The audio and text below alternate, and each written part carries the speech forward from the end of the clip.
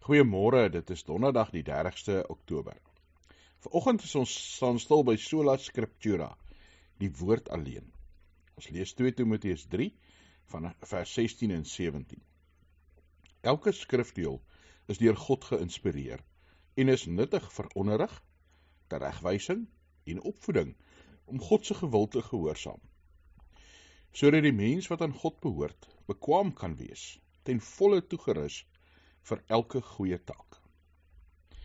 Die Bybel wat ons het, glo ons is die woord van God, geïnspireer deur God. Ja, dit is geskryf deur mense onder leiding van die Heilige Gees. En dit gee vir ons genoeg om God te kan ken, genoeg om te kan weet hoe God wil hê dat ons moet lewe. Die Bybel gaan nie vir ons vir elke omstandighede die antwoord gee as jy sê, as ek met my selfoon sukkel, kyk in hierdie bladsy, daar praat die Here oor Samsung selfone of oor Huawei of wat ook al nie. Nee. Maar die Bybel gee vir ons riglyne, die Bybel gee vir ons 'n verstaan van God, dat ons kan weet oor hoe praat ons met mense. Hoe gebruik ons wat ons het tot eer van God? Of dit nou 'n selfoon is, en of dit 'n graaf is, en of dit my kar is.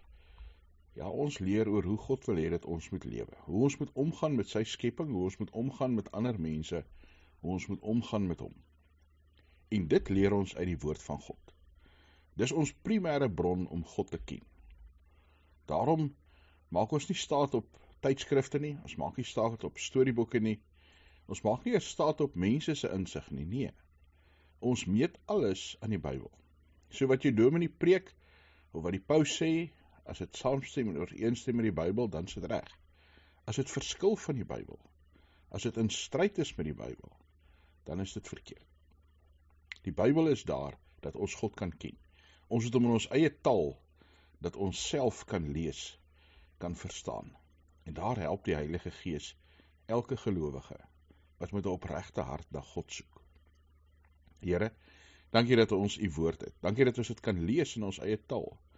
Dat ons dit kan lees in verskillende tale, verskillende weergawes, en so meer van u leer. Geef ons insig in die woord, Here, deur die Gees, om dit te kan toepas, om dit te kan gebruik in ons alledaagse lewe. Here, maar bo gebruik, dat ons u kan ken, dat ons in verhouding met u kan leef, nader aan u kan kom, meer en meer u wil vir ons lewens sal ken. Dankie dat ons vir mekaar kan bid, en weet, Here, dat u hoor, weet dat u luister. Ons bid vir medegelowiges in die hospitaal, by die huis. Here, ons bid vir hulle wat bekommerd is oor die toekoms, wat wonder oor môre.